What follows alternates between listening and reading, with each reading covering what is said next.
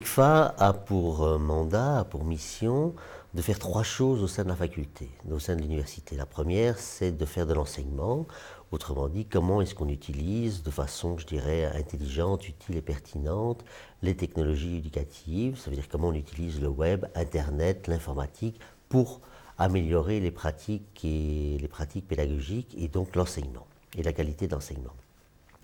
La deuxième mission, c'est en fait de faire de la recherche.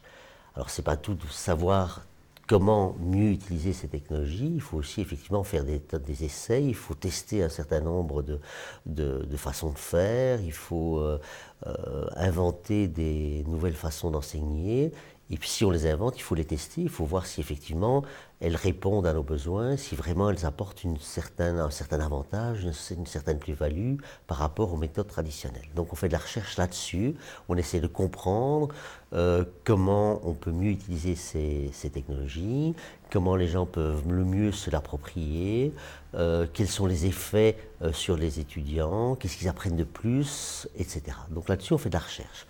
Et puis la troisième chose qu'on fait, c'est de la veille technologique. Ça veut dire qu'on est attentif à l'évolution de ces technologies. On essaye de voir quelles sont les grandes tendances, quelles sont les technologies qui se développent. Et puis on essaye de voir quelles sont celles qui, parmi toutes celles qui émergent, vont ou peuvent devenir importantes ou pertinentes pour la formation. Voilà. Un exemple de ce genre de veille technologique, c'est l'utilisation de toutes les technologies portables, comme le téléphone mobile, pour la formation. Est-ce que ça va devenir utile à un moment donné de pouvoir avoir des séquences de formation sur son téléphone portable quand on est dans le tram ou quand on est dans le métro? Voilà. Concrètement, le programme, il a quand même amené un certain nombre de machines aux utilisateurs. Mais je pense qu'on travaille surtout sur les compétences des gens, quoi. Donc sur leur capacité à produire à un moment donné des modules de formation, à utiliser ces technologies pour pouvoir créer des matériaux d'enseignement, pour mettre des cours en ligne et pour tenter à la fois d'améliorer la qualité de l'enseignement et contribuer à sa massification.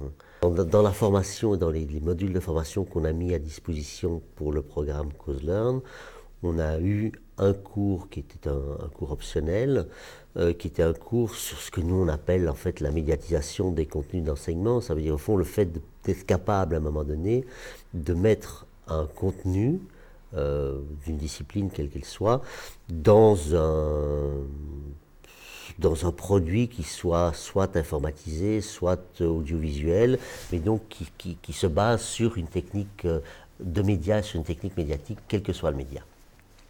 Alors une des choses qui est assez basique qu'on fait, c'est travailler sur les systèmes de représentation visuelle. Donc essayer d'expliquer aux gens qu'une image, ce n'est pas nécessairement la réalité, qu'une image pédagogique doit correspondre à des critères d'explication, à des critères pédagogiques particuliers, et que ce n'est pas parce que c'est une image ou un schéma ou un organigramme que n'importe qui va le comprendre simplement, facilement, quoi.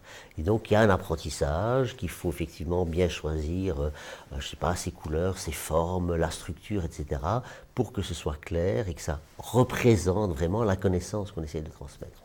Bah, c'est vrai qu'avoir participé à ce programme pendant plusieurs années, pour nous, c'était vraiment... ouais, je crois que c'était une belle aventure. On a quand même formé un certain nombre de gens.